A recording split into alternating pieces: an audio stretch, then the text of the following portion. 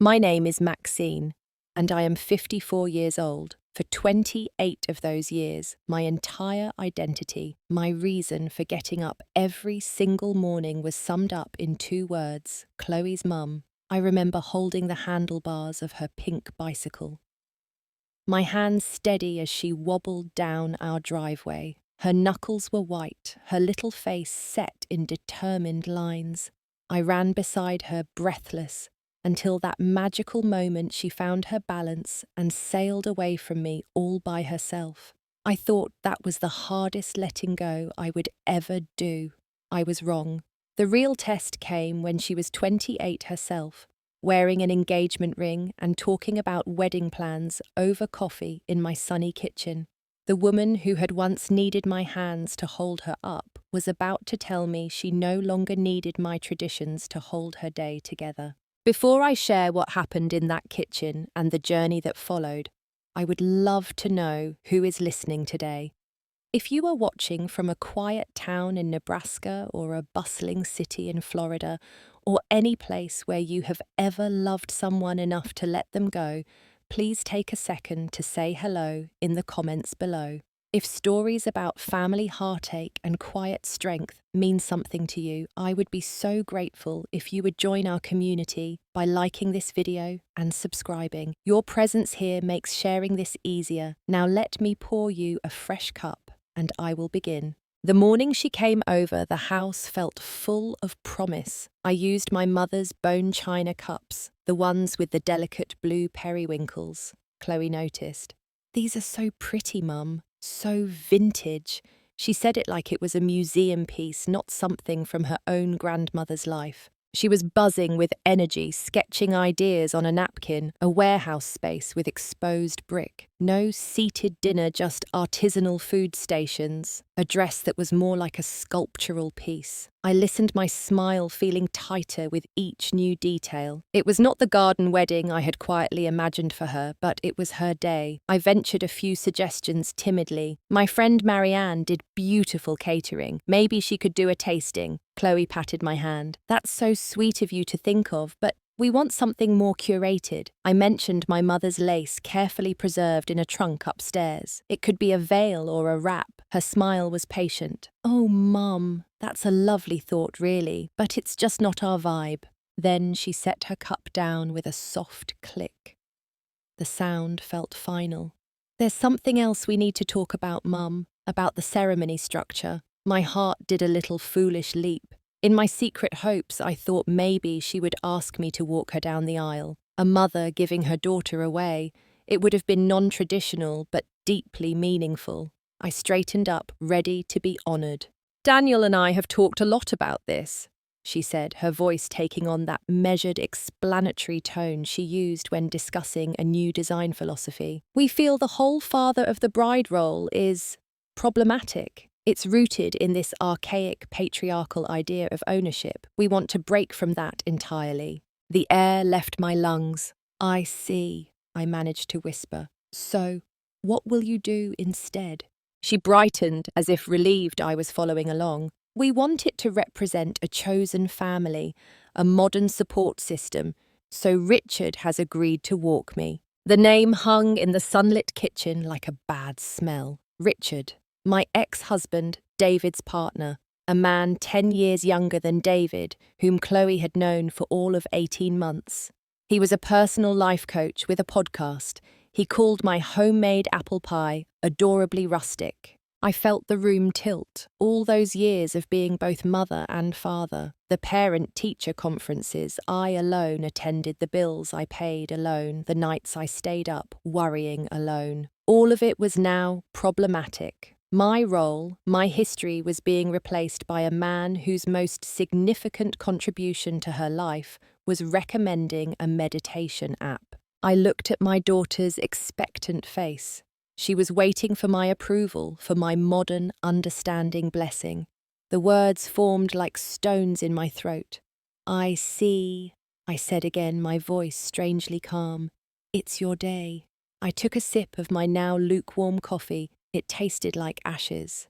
In the weeks that followed, I learned the true meaning of being sidelined. I was not invited to the dress appointment. Chloe explained it was just a girl's thing, with her bridal party complete with champagne. I saw the pictures later on social media, a cluster of young women laughing, their glasses raised. I was not one of them. I offered tentatively to pay for the flowers as my wedding gift to them. I had a number in mind, a generous sum saved from my bookkeeping work. Chloe thanked me, but said they had already booked a botanical artist whose vision involved foraged weeds and suspended moss orbs, and his fee was triple my budget. "But thank you for the thought, Mum," she said, her voice dripping with condescension. "It's the gesture that counts." Every interaction was a paper cut. I would call to ask about invitations, and she would have already ordered digital ones. I would ask about the guest list, and she would remind me it was intimate and intentional, which I soon learned was code for no one over 50 except immediate family, and even then, only the cool ones. I heard about the bachelorette party in Vegas when a cousin tagged me in a blurry photo from a nightclub. Chloe, in a sequined jumpsuit, arms around her friends. I had not even known she was going. The most public humiliation came at the local grocery store. I ran into Lydia, an old friend from my college days. She grabbed my arms, her face alight. "Maxine, I heard about Chloe's wedding, how fabulous that Richard is walking her down the aisle. So modern, so brave of you to be so supportive." I felt my cheeks burn. I manufactured a smile that felt like a grimace. "Well, it's what the kids want these days."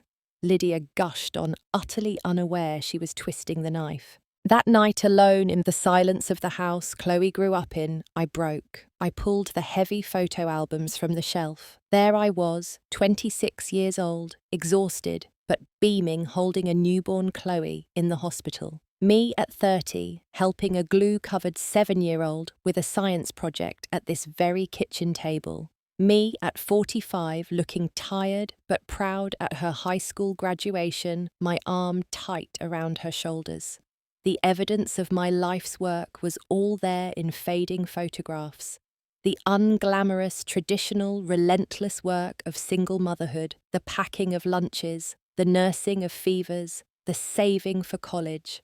The quiet sacrifices that never made it into a wedding toast. To Chloe's new modern eyes, this was not strength. It was baggage. It was the old paradigm she was so keen to escape. I closed the albums, the weight of them heavy on my lap. I decided then, through my tears, that I would take the high road. I would be the bigger person. I would show up, smile, and hide the cavern of hurt widening inside me. What else could a mother do? The rehearsal dinner was held in a downtown loft space with industrial lighting and long communal tables. I wore a navy silk dress, simple and elegant. I wanted to look supportive, not frumpy, not traditional. The seating arrangement was a masterpiece of casual cruelty. I was placed at a table with my great-aunt Susan, who was hard of hearing, and a few of Daniel's second cousins I had never met. The head table, of course, held Chloe, Daniel, David, and Richard. Richard held court, his laughter a booming sound that punctuated every conversation. He was telling a story about how he had facilitated a breakthrough for Chloe and Daniel during a couple's meditation retreat. They were clinging to old narratives about commitment, he announced to the table as if it were a TED talk. We worked through that. My ex-husband David sat beside him looking small and uncomfortable. He caught my eye across the room and offered a weak, apologetic shrug. I gave a slight nod. This was not his doing. He was just going along as he always had with the loudest voice in the room. Then came the toasts. Daniel's father gave a warm, slightly rambling speech about love and patience. His mother spoke of family. Then Richard stood glass held high. He spoke for 10 minutes. He talked about the courage to deconstruct inherited frameworks. He praised Chloe and Daniel for their authenticity. He said, "When Chloe asked me to stand in that symbolic space, I saw it not as a role, but as an affirmation that family is a circle you choose, not a chain you inherit." People applauded. Some of the younger guests whooped. Finally, Chloe stood. She was radiant, her eyes shining. She thanked everyone for coming. Then she turned to Richard. "What you said means everything. You have shown me what a true modern family looks like. One built on choice, on shared values, not just old obligations. She paused, her gaze sweeping the room and landing briefly on me. And thank you to my mum too for understanding our choices and for being here. The phrasing was a lightning strike. Understanding our choices, being here. It was a footnote, a polite, dismissive nod to the person who had provided the literal foundation for her existence. The applause for Richard had been a roaring wave. The acknowledgement for me was a polite patter like rain on a distant roof. In that moment, the last of my resolve to take the high road crumbled. The pain didn't explode, it crystallized. It turned into something cold, hard, and perfectly clear. My quiet endurance was not being seen as strength. It was being seen as acquiescence. My love was being interpreted as permission to erase me. As I sat there, a smile frozen on my face, clinking my fork gently against my glass with everyone else I knew, the high road had ended. It was time to take a different path entirely. I did not cry when I got home. I did not call a friend to complain. The noisy hurt of the dinner was replaced by a profound, ringing silence in my own house. I changed out of my silk dress into soft cotton pajamas. I made a cup of tea, and then I sat at my sturdy oak kitchen table, the same table where I had balanced my checkbook for decades, where I had helped with homework, where I had planned a life for two. I thought with the cold, clean precision of a bookkeeper. Emotion was a liability now. This was a matter of assets and liabilities of balances. Chloe wanted independence from tradition, from parental expectation, from the old baggage I represented. She had spoken of chosen families and clean slates. Very well. She would get a clean slate, a truly independent one. I went to the small wall safe hidden behind a painting in the den. I spun the dial with steady fingers. Inside were two things.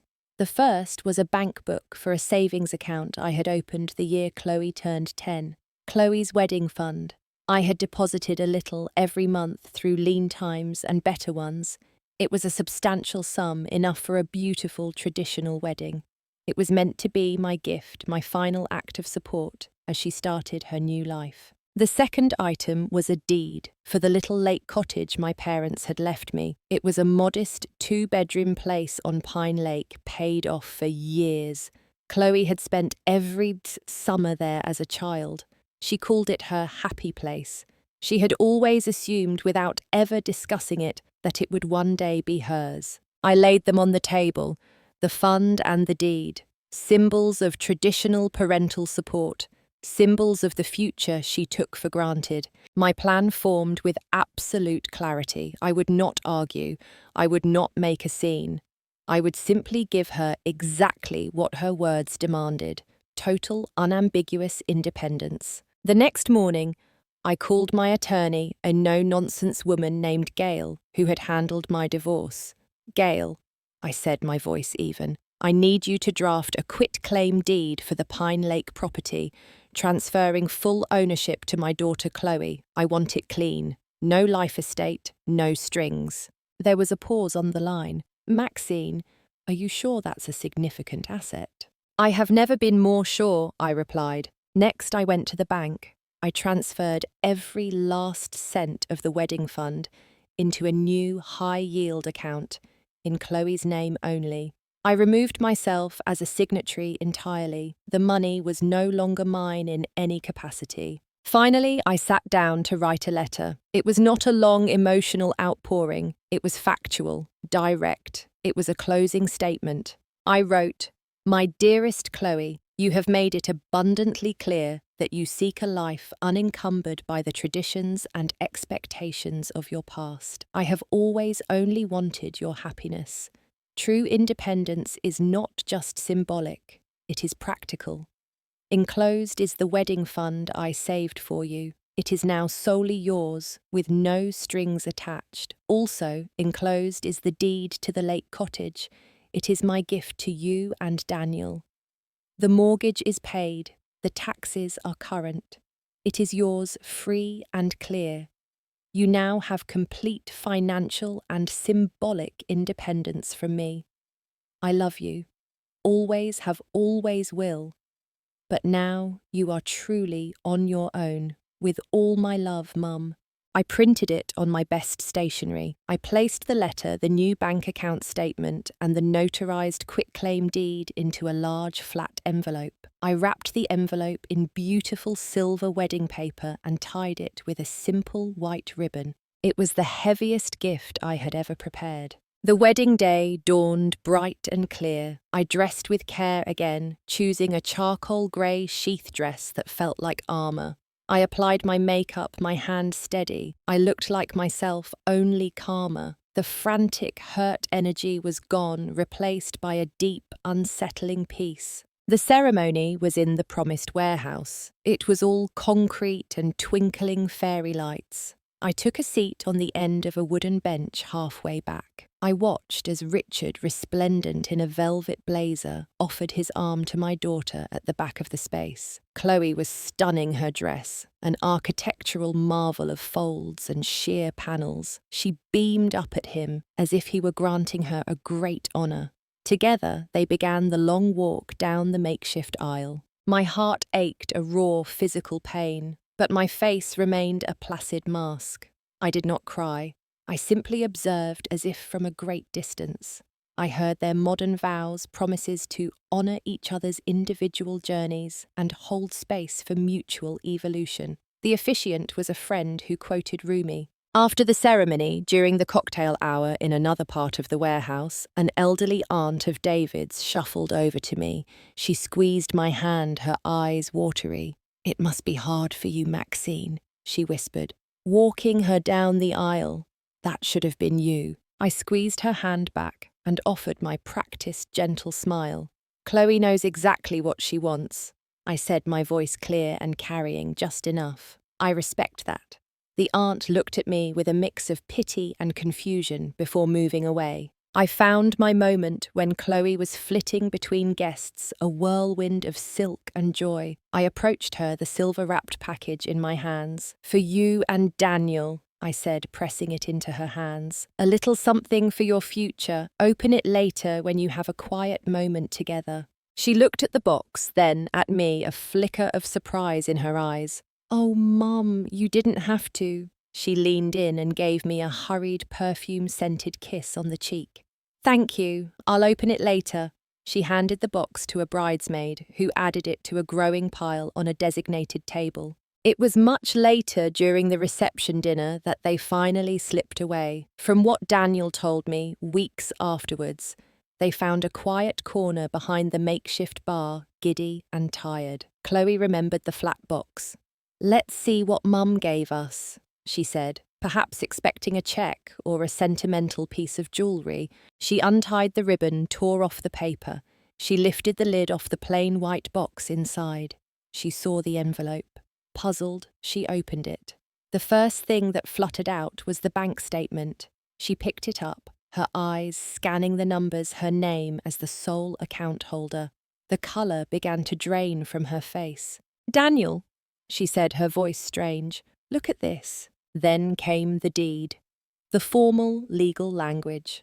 Quitclaim grants all interest to Chloe Elizabeth Miller and Daniel James Powell, and my letter on the familiar stationery. She read it aloud, her voice getting smaller with each sentence until it was barely a whisper by the time she reached, "But now you are truly on your own." Daniel said. The laughter died in his throat. He looked from the documents to his bride's ashen face. "What does this mean, Chloe?" he asked. She was staring at the quitclaim deed, her fingers trembling. "It means the lake house. It's ours. But it means she's giving it to us because..."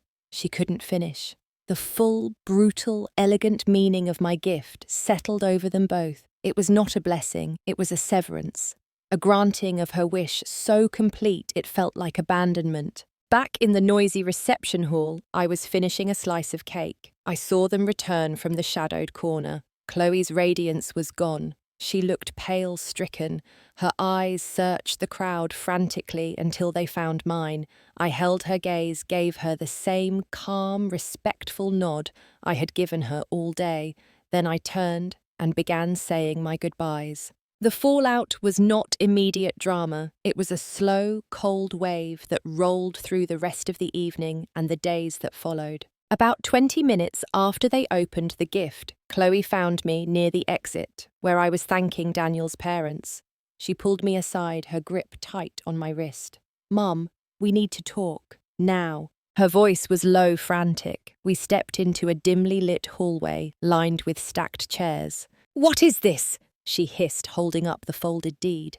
Her eyes were wide with shock and a dawning anger. This is insane. This isn't what I meant." I looked at her, my expression one of mild confusion. "What did you mean, Chloe? You wanted to be free of traditional roles, of parental expectations. I've just made that legally and financially real. The money is yours with no oversight from me. The house is yours. You have no obligations to me, financial or symbolic. Isn't that what you wanted?" She stared at me, speechless for a moment. "I wanted you to understand, to be okay with our choices, not to give away the lake house like you're divorcing me." "That's an interesting way to put it," I said quietly. "I'm not divorcing you. I'm respecting your autonomy. You chose Richard to represent your support system. You spoke of chosen families. I am choosing to respect that choice by removing the traditional safety nets you seem to find so burdensome. The gift is given. Your independence is real." Daniel appeared behind her, looking worried. "Maxine, maybe we should all talk about this when things are less emotional. This is a lot to process on our wedding day." "That's exactly the point," I said, my voice still calm. "It's your day, and now it's truly your life. You get to build it from the ground up exactly as you see fit. You don't need my lake house. You don't need my old-fashioned money. You have your new framework." I could see the words hitting her, the brutal logic of it dismantling her outrage. This was not a mother having a tantrum. This was a mother capitulating perfectly to her daughter's demands, and it felt like a bottomless chasm was opening at her feet. Richard swooped in, then putting a protective arm around Chloe. "Maxine, I think there's been a misunderstanding. Chloe's comments were about growth, about symbolism, not about rejecting your love." I looked at him, then back at my daughter. "There's no misunderstanding, Richard. The symbolism is now concrete. Please excuse me, I have a bit of a headache. I think I'll head home." I leaned in and placed a gentle kiss on Chloe's cold cheek. "Congratulations, my dear. Be happy." I left the wedding then. The music and laughter faded behind me as I walked to my car in the quiet night. The following week, my phone rang constantly, crying, pleading calls from Chloe. "Take it back, Mum, please. I don't want it like this." My answer was always the same, gentle but unyielding. "The gift is given, Chloe. Your independence is real. Now you get to live with what that actually feels like." David called once, angry. "How could you do that to her on her wedding day?" My reply was simple. I gave her what she asked for David, something you never had the courage to give me a clean break. The gossip, of course, spread. Some people thought I was a monster, a bitter, scorned mother. But others, especially women of my generation, the ones who had worked and sacrificed in quiet, traditional ways, understood. They called me, they sent emails. One simply wrote, "You handed her the mirror, Maxine. Now she has to look in it." That was 8 months ago. The silence in my house is different now. It is not the silence of waiting for a phone call that rarely comes. It is the silence of peace. I took a pottery class at the community centre. My first few bowls were lopsided, but I found a deep satisfaction in the feel of the cool clay, in creating something from nothing with my own hands. I used a small part of what would have been the wedding fund to take a solo trip to the Oregon coast. I walked on windy beaches, ate chowder in quiet cafes, and read novels for hours without interruption. I reconnected with two old friends from my accounting firm days. We have lunch every other week and laugh about things that have nothing to do with our children. I am learning day by day how to be Maxine again, not just Chloe's mum. Chloe and Daniel did sign the deed. The lake cottage is legally theirs. I received the filed copy from the county recorder's office. I heard through the grapevine that they spent a tense weekend there arguing about property taxes and a leaky faucet, the romantic sheen of ownership quickly tarnished by practicality. She came to see me last week.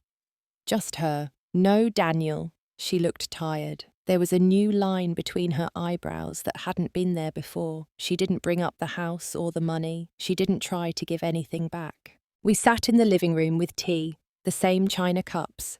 The silence was heavy but not hostile.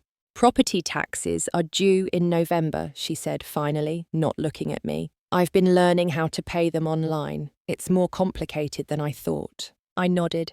It is. There's a website for the county.